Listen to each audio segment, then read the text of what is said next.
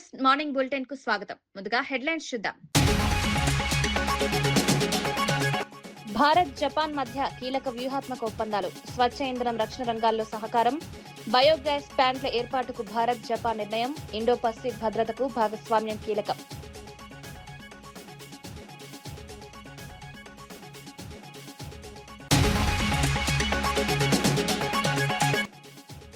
గ్రామీణాభివృద్ధికి సంస్కరణలు అవసరమన్న పెమ్మసాని, నిధుల దుర్వినియోగం అరికట్టాలని సూచన, లబ్ధిదారులకు నేరుగా ప్రయోజనం, గ్రామీణాభివృద్ధికి కేంద్ర రాష్ట్రాల సమన్వయం.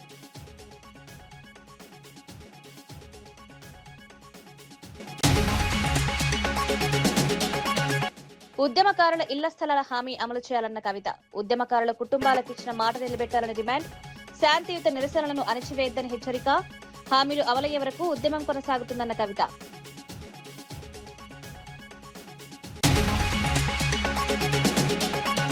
అమరావతిపై జగన్ వైఖరి మార్చుకున్నారన్న సత్యకుమార్, రాజకీయాల కోసమే రాజధాని అంశాన్ని వాడుతున్నారని విమర్శ, అమరావతి నిర్మాణానికి ప్రభుత్వం కట్టుబాటు, అభివృద్ధిని అడ్డుకునే రాజకీయాలను తిరస్కరిస్తారని వ్యాఖ్య.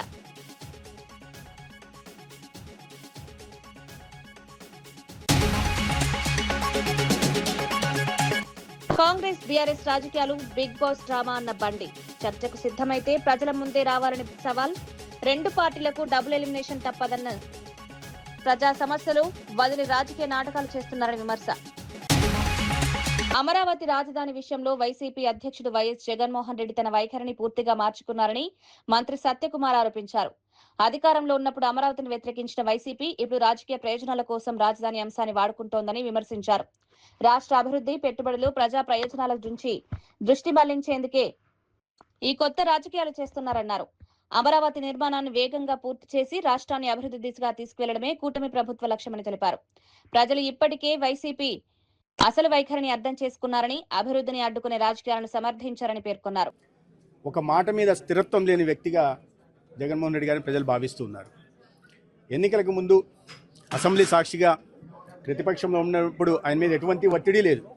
కానీ అమరావతి రాజధానిగా ఉంటుందని చెప్పి అసెంబ్లీ సాక్షిగా చేసిన తీర్మానానికి తనతో పాటు ఎమ్మెల్యేల చేత మద్దతు పలికించి, ఎన్నికల సమయం అప్పుడు రాజధాని అమరావతి ప్రాంతంలో మిగతా పార్టీలకు చిత్తశుద్ధి లేదు, మిగతా నాయకులకు చిత్తశుద్ధి లేదు, నేను మాత్రమే ఇక్కడ ఇల్లు నిర్మించుకున్నాను, అంటే అమరావతిని నేను ఏ రకంగా అభివృద్ధి చేస్తానో చూడండి, ఈ అభివృద్ధి కొనసాగిస్తానని చెప్పడం జరిగింది. ఎన్నికలు అయిన తర్వాత 3 రాజధానుల పేరుతో ఒక వికృత రాక్షస క్రీడకి శ్రీకారం చుట్టి, అటువైపు విశాఖపట్నం, మధ్యలో అమరావతి పరిపాలనా రాజధాని అని, ఇక్కడేమో న్యాయ రాజధాని కర్నూలు జిల్లా. 5 సంవత్సరాల్లో ఆ 3 ప్రాంతాలకి అభివృద్ధి విషయంలో ఎటువంటి తోడ్పాటును అందించకుండా, రాయలసీమ ప్రాంతంలో బెంచ్ ఏర్పాటు కానీ హైకోర్టును తరలిస్తానని చెప్పిన వ్యక్తి కేంద్ర ప్రభుత్వానికి కానీ హైకోర్టుకు కానీ చివరికి ప్రతిపాదన కూడా పంపకుండా ఆ 3 ప్రాంతాల మధ్య విద్వేషాలు మాత్రమే పెంచుకుంటూ వచ్చారు.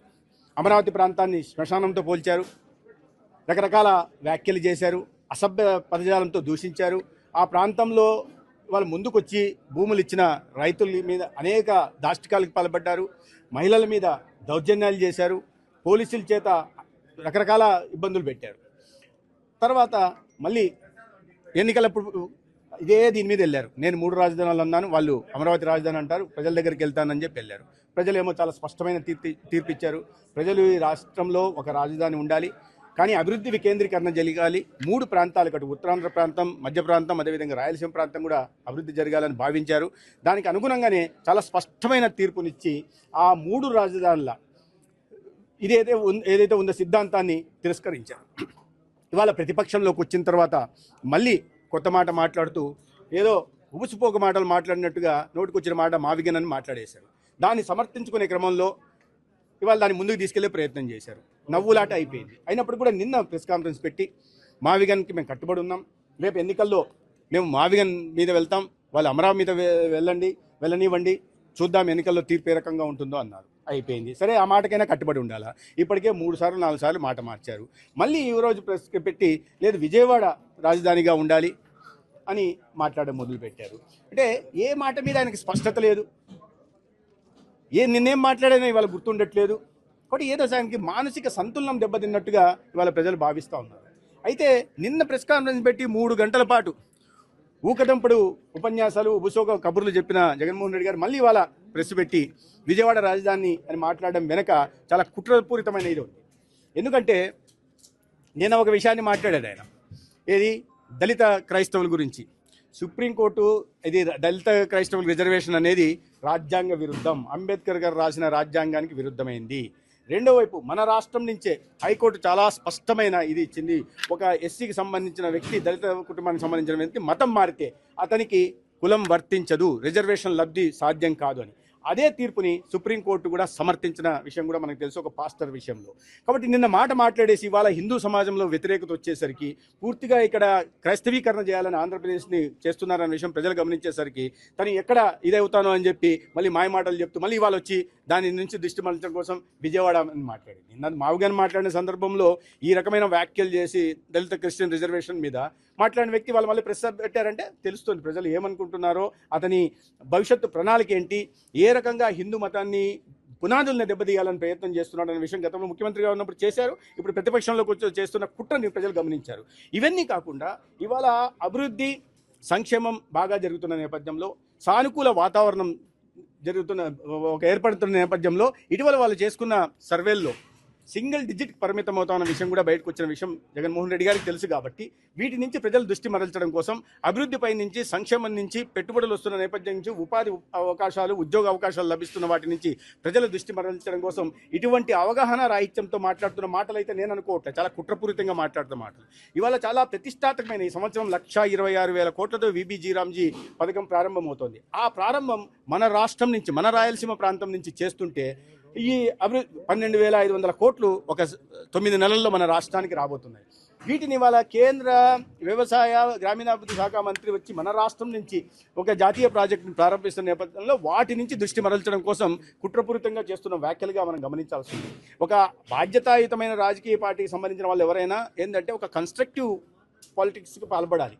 ఒక ఏదైనా చేసినా, విమర్శ చేసినా కన్స్ట్రక్టివ్ క్రిటిసిజం ఉండాలి. కానీ ఈ రకంగా అవగాహన రాహిత్యంతో మాట్లాడి మంచి పనులు చేసి ప్రజల్లోకి వెళ్ళండి. మీరేదో ప్రభుత్వం తప్పు చేస్తుంటే వాటిని ప్రశ్నించండి. అవి కాకుండా సంబంధం లేని విషయాలని మాట్లాడడం, దానికి ఏదేదో చేయడం, దాని తర్వాత నెక్స్ట్ డే సోషల్ మీడియా ద్వారా వారి వందిమాగలతో దాన్ని ప్రచారం చేసుకోవడం, ఇది ప్రజలు గమనిస్తున్నారు. నేను ఖచ్చితంగా ఇదే తంతు కొనసాగితే, ఇదే విధంగా జగన్మోహన్ రెడ్డి గారు వ్యాఖ్యలు చేయడం మొదలు పెడితే ఆయన ఇంకా ఎవరు అతనికి సమాధి కట్టన అవసరం లే, ఆయనకి రాజకీయ సమాధి ఆయనే కట్టుకోవడానికి ఇవాళ గుంత తవ్వుకుంటున్నట్టుగా ఉంది కనిపిస్తా ఉంది. తెలంగాణ ఉద్యమకారుల కుటుంబాలకు ఎన్నికల సమయంలో కాంగ్రెస్ ఇచ్చిన 250 గజాల ఇళ్ల స్థలాల హామీని వెంటనే అమలు చేయాలని తెలంగాణ రక్షణ సేన అధ్యక్షురాలు కల్వకుంట్ల కవిత డిమాండ్ చేశారు. ఉద్యమకారుల త్యాగాలను గుర్తించి ప్రభుత్వం ఇచ్చిన మాట నిలబెట్టుకోవాల్సిన బాధ్యత ఉందన్నారు. తమ డిమాండ్ కోసం శాంతియుతంగా నిరసన తెలుపుతుంటే పోలీసులు అక్రమంగా అరెస్టు చేసి ఉద్యమాన్ని అణచివేయాలని ప్రయత్నిస్తున్నారని ఆరోపించారు. ప్రజాస్వామ్యంలో నిరసన తెలిపే హక్కును కాలరాయడం సరికాదన్నారు. ఉద్యమకారుల హక్కుల కోసం తాము వెనక్కి తగ్గబోమని, ప్రభుత్వం స్పందించే వరకు పోరాటం కొనసాగిస్తామని స్పష్టం చేశారు. తెలంగాణ కోసం పోరాడిన కుటుంబాలకు న్యాయం జరిగే వరకు తమ ఉద్యమం ఆగదని కవిత పేర్కొన్నారు. మాట ఇచ్చింది మీరు, 250 గజాల జాగా ఇస్తామన్నది మీరు, పెన్షన్ ఇస్తామన్నది మీరు, అమరుల కుటుంబాలను ఆదుకుంటామన్నది మీరు. 30 నెలలు అయిపోయింది, ఇంకొక 6 నెలలు అయిపోతే ఎన్నికల సంవత్సరం వస్తుంది. అప్పుడు మీరు చెప్పినా మీ మాట వినేవాడు ఉండరు, ఏ ఆఫీసర్ కానీ ఎవరు కానీ. మరి ఇప్పటి వరకు కూడా కనీసం మీరు ఉద్యమకారులను ఐడెంటిఫై చేయలేదు. ఇప్పటి వరకు కూడా వాళ్ళకి ఎక్కడ ల్యాండ్ ఇస్తామో చెప్పడం లేదు. ఇప్పటి వరకు కూడా అమరుల కుటుంబాలకు ఏం చేస్తారో చెప్పడం లేదు. ఇవాళ ఈ తెలంగాణ రాష్ట్రంలో అమరవీరుల కుటుంబాలు ఘోష చెందుతూ ఉన్నాయి. ఇవాళ ఉద్యమకారుల నెత్తురు చిందించిన రేవంత్ రెడ్డి గారు, మీరు గుర్తుపెట్టుకోండి, మీ కౌంట్ డౌన్ స్టార్ట్ అయింది ఈ రోజు నుండే. ఉద్యమకారుల రక్తం చిందించినటువంటి మీ పాత కాంగ్రెస్ ప్రభుత్వం కూడా బాగుపడలేదు, ఇప్పుడు మీ ప్రభుత్వం కూడా బాగుపడదు. అంతేకాదు, వారికి రక్షణ కవచంగా ఇవాళ మా టీఆర్ఎస్ ఆడబిడ్డలందరం కూడా వెళ్ళినాం. డీజీపీ గారిని అడుగుతా ఉన్నా నేను, ముఖ్యమంత్రి గారిని అడుగుతా ఉన్నా నేను, మహిళా మంత్రులను అడుగుతా ఉన్నా నేను, మంత్రివర్గాన్ని అడుగుతా ఉన్నా. ఇవాళ మహిళా కార్యకర్తల పైన, నా పైన ఏ విధంగా పోలీస్ వారి వ్యవహారం ఉందో ఒకసారి చూడండి, వీడియోస్ చూడండి. డీజీపీ గారిని స్ట్రేట్గా అడుగుతున్నా, ఏ పోలీస్ మాన్యువల్లో మీరు మహిళల్ని ఈడ్చుకెళ్లాలని రాసిపెట్టుందో చెప్పాలా? ఇవాళ మీరు ఏమడిగినాం? మేము కొత్తగా అడిగినామా? మీరు చెప్పింది అడుగుతా ఉన్నాం. రాజకీయాల్లో మాట ఇచ్చే ముందు ఆలోచించుకోవాలి. దాన్ని మీరు నిలబెట్టుకునే ధైర్యం లేకపోతే మాట ఎందుకు ఇచ్చిండ్రు? ఉద్యమకారులను మోసం చేస్తే చూసుకుంటే ఎట్లా ఊరుకుంటాం?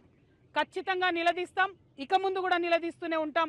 ఇవాళ మేము కోరేది ఒకటే, మీరు కేబినెట్ సమావేశం పెట్టుకున్నారు, ఈ కేబినెట్ సమావేశంలో ఉద్యమకారుల విషయానికి మీరు క్లారిటీ ఇవ్వండి. ఎప్పుడు భూమి ఇస్తారో చెప్పండి, వారికి ఎట్లా న్యాయం చేస్తారో చెప్పండి. కానిస్టేబుల్ అభ్యర్థులు ఉన్నారు, వాళ్ళు సెక్రటేరియట్ ముట్టడి చేస్తూ ఉన్నారు, వాళ్ళకి ఎట్లా న్యాయం చేస్తారో చెప్పండి. ఊరికే కేబినెట్ మీటింగ్లు పెట్టుకోవడం, మెట్రోలని మూసీలని పెద్ద పెద్ద వాళ్ళ మాటలు మాట్లాడడం, మీరు ఇచ్చిన 6 గ్యారెంటీలు అమలు చేయకపోవడం ఇది కరెక్ట్ కాదు. ఖచ్చితంగా ముఖ్యమంత్రి గారు, కాంగ్రెస్ ప్రభుత్వం ఆన్సర్ చేయాల్సిందే.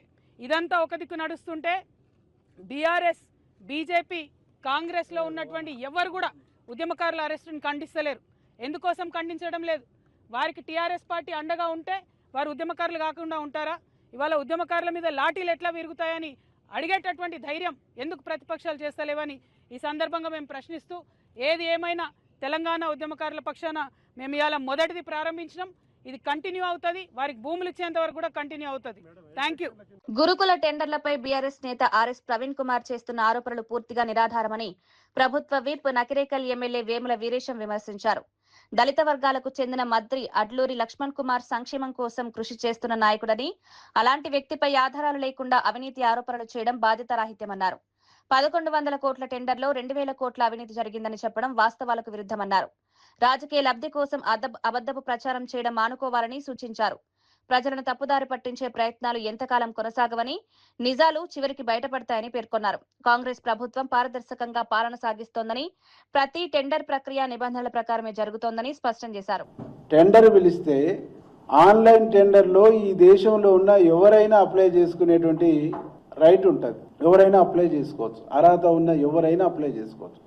అది పారదర్శకంగా ఉండాలని మా ముఖ్యమంత్రి గారు ఆ ప్రయత్నం చేశారు. 1140 కోట్ల చిల్లర టెండర్ పిలిస్తే 2000 కోట్ల అవినీతి జరిగిందంటావు. అంటే మీరు చెప్పే అబద్ధానికి కూడా పొంతన లేకుంటుంది. మీరు చెప్పేదే అబద్ధం. టెండర్ పిలిచింది 1100 కోట్ల చిల్లర, నువ్వు అవినీతి జరిగింది అంటుంది 2000 కోట్లు. అంటే దీన్ని బట్టి చూస్తే ఆర్ఎస్ ప్రవీణ్ కుమార్ గారు 10 సంవత్సరాలు గురుకుల సెక్రటరీగా ఉన్నప్పుడు ఇట్లాంటి దుర్మార్గాలు ఎన్ని చేసిండో అనేటువంటిది మాకు ఇప్పుడు క్వశ్చన్ మార్గం, మాకు ప్రశ్న ఎదురవుతాం. ఓకే, మా అడ్లూరి లక్ష్మణ్ గారు 1140 కోట్ల చిల్లరతోని టెండర్ పిలిచిండ్రు. ఇది పారదర్శకంగా ఉందా లేదా అనేటువంటిది విచారణ చేపిద్దాం.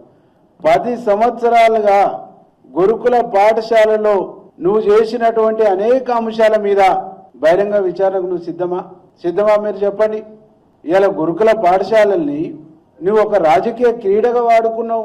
కేసీఆర్తో ఒప్పందంలో భాగంగానే ఒక రాజకీయ క్రీడగా మార్చుకున్నావు.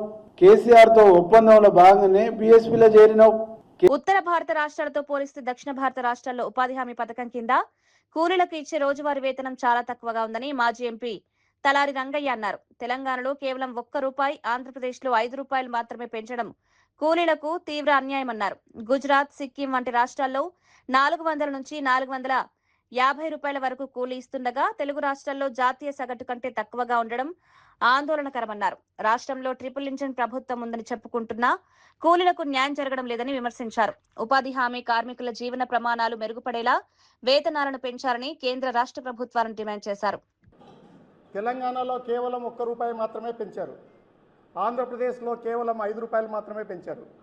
అందువల్ల నేనేం చెప్పదలుచుకున్నానంటే, ఈ ప్రభుత్వానికి, కూటమి ప్రభుత్వానికి ఓటమి చీలకుండా మీరు కూటమి ప్రభుత్వాన్ని, పార్టీలను ఏర్పాటు చేశారు కదా, ప్రజలకు నష్టం జరగకుండా, ముఖ్యంగా వ్యవసాయ కూలీలకు నష్టం జరగకుండా, రైతులకు నష్టం జరగకుండా కూడా మీరు కార్యక్రమాలు నిర్వహిస్తే బాగుంటుంది.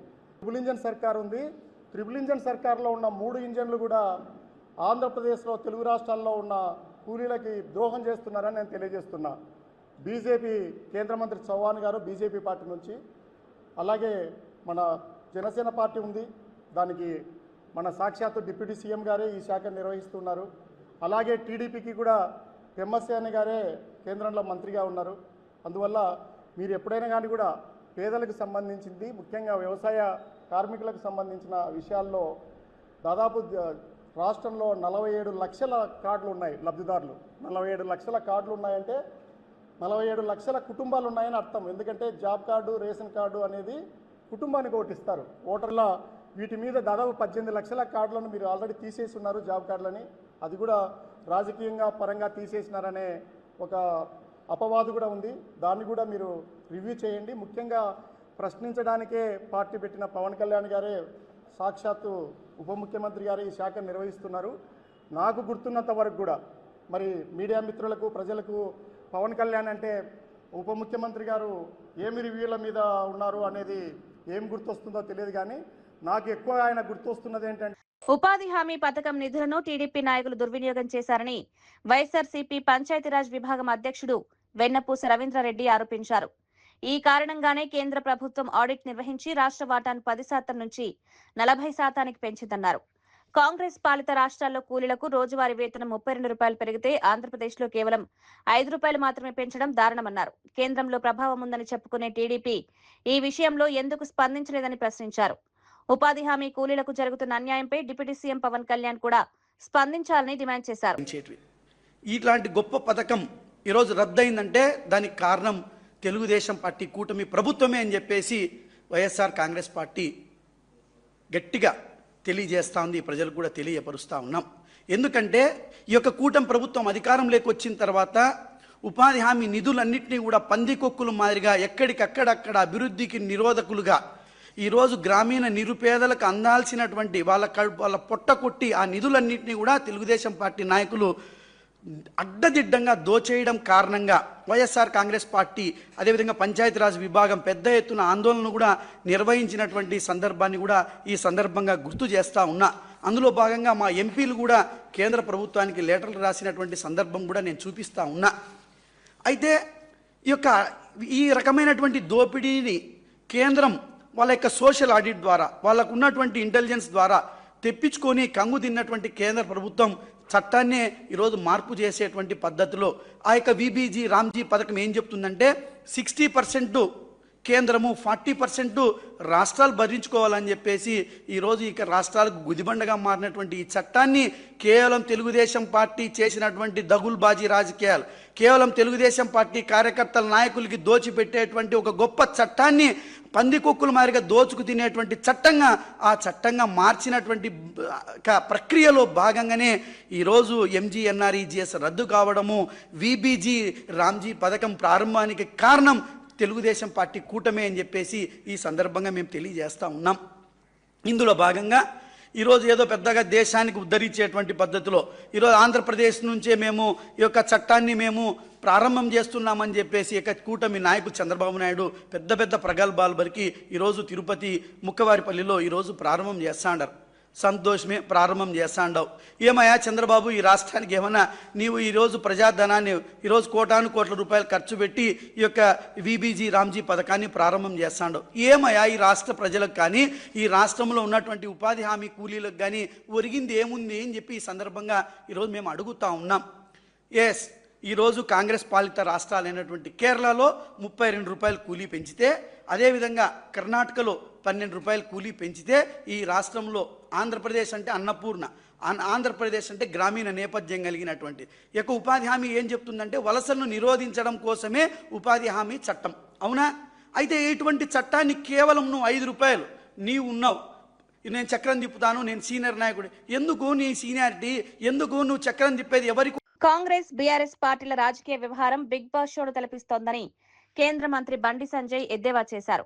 గురుకులాల టెండర్లు, తెలంగాణ అప్పుల అంశాలపై నిజంగా చర్చకు సిద్ధమైతే ప్రజల ముందే బహిరంగ వేదికపై మాట్లాడాలని సవాల్ విసిరారు.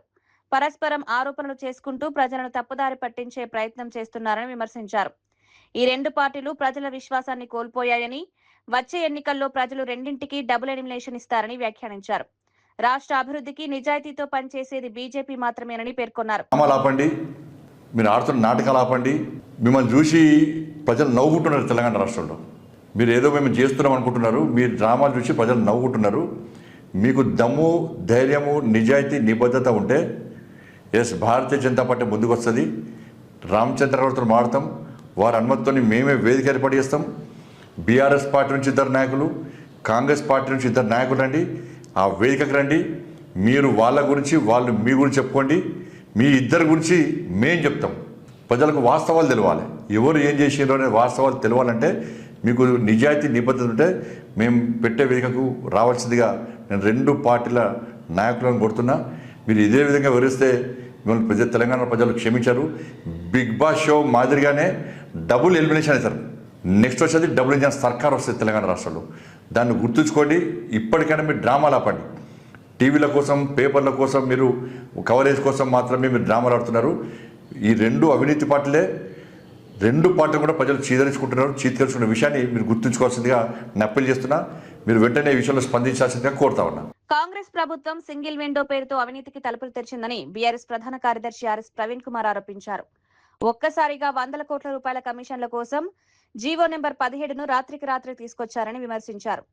ఈ నిర్ణయం వల్ల రాష్ట్రంలోని దాదాపు 10,000 మంది దళిత, బహుజన చిన్న కాంట్రాక్టర్లకు తీవ్ర అన్యాయం జరిగిందన్నారు.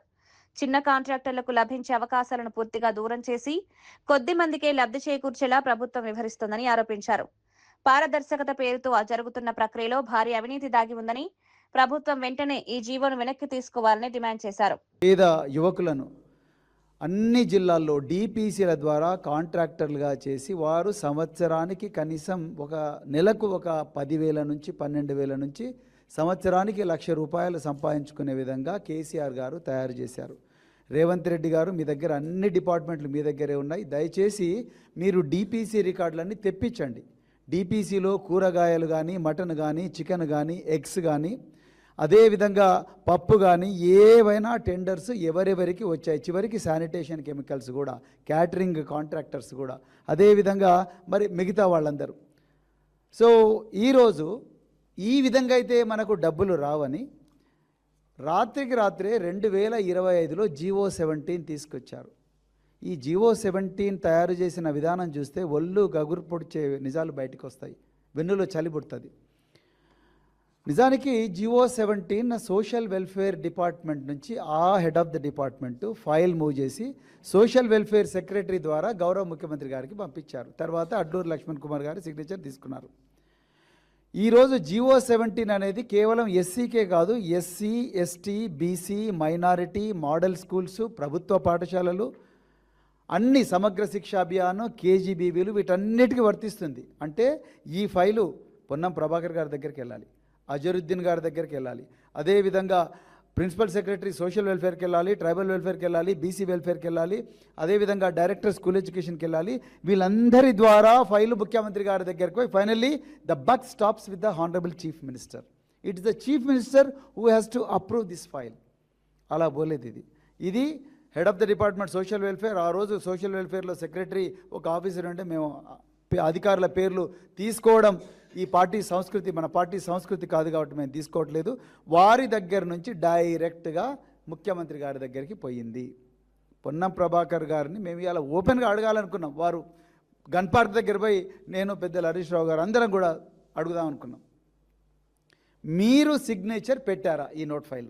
ముఖ్యమంత్రి రేవంత్ రెడ్డిని రాజకీయంగా ఎదుర్కొనే ధైర్యం బీఆర్ఎస్ అధినేత కేసీఆర్ కు లేదని కాంగ్రెస్ ఎమ్మెల్సీ అద్దంకి దయాకర్ విమర్శించారు. ప్రజా సమస్యలపై సమాధానాలు చెప్పకుండా కాంగ్రెస్ ప్రభుత్వంపై నిరాధార ఆరోపణలు చేయడం బీఆర్ఎస్ నేతలకు అలవాటైందన్నారు. ప్రజలు కాంగ్రెస్ ప్రభుత్వంపై విశ్వాసం ఉంచారని, రాష్ట్ర అభివృద్ధి, సంక్షేమ కార్యక్రమాల అమలులో ప్రభుత్వం ముందంజలో ఉందని పేర్కొన్నారు.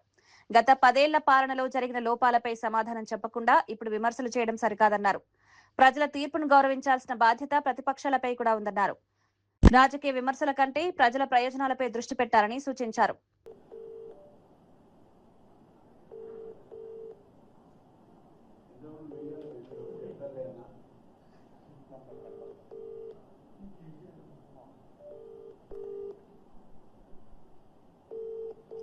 లైవ్ చూస్తుంటే స్పందించండి. చూస్తుందో లేదు.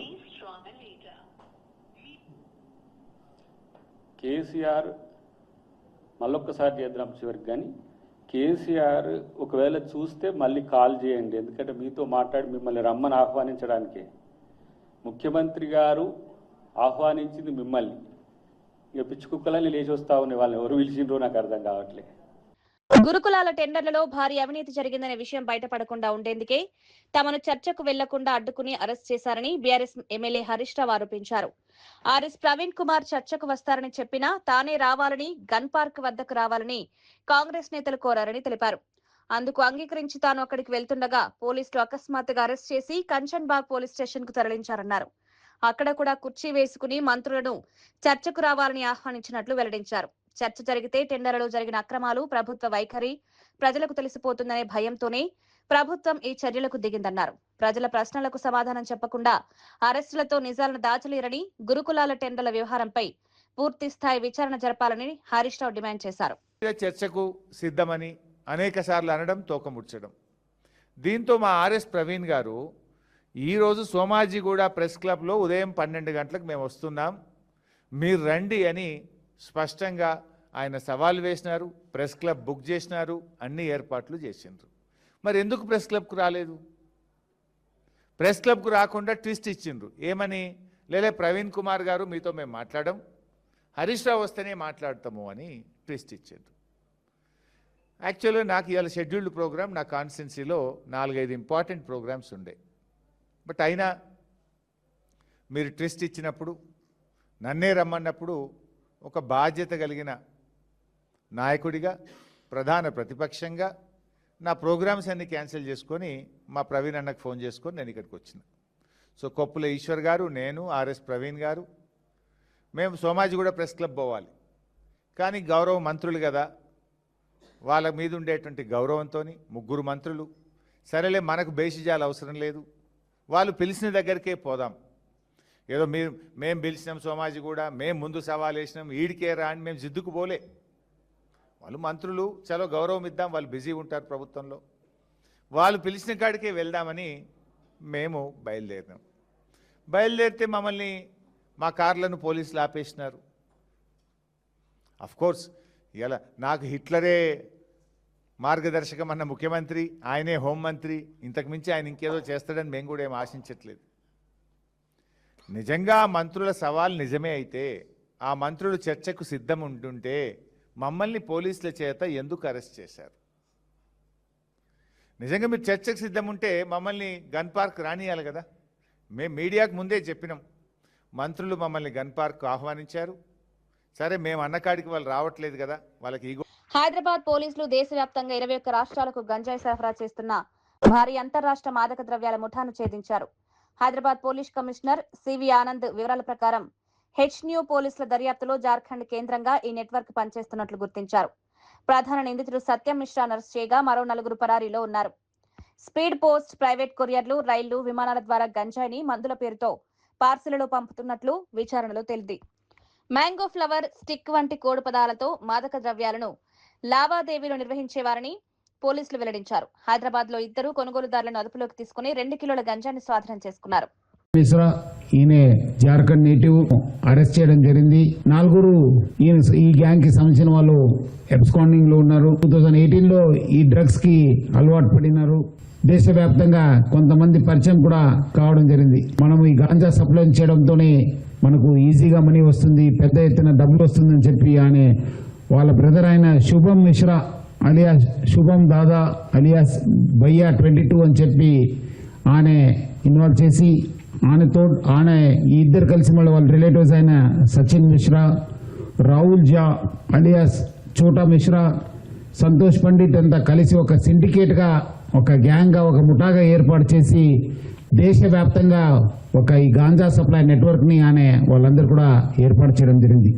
గాంజా పండితే మీకు బాగుంటుంది, బాగా డబ్బులు వస్తుందని చెప్పి వేరే వాళ్ళని కూడా ఈ గాంజా పండడంలో, కల్టివేట్ చేయడంలో చాలా ఎంకరేజ్ చేశారు.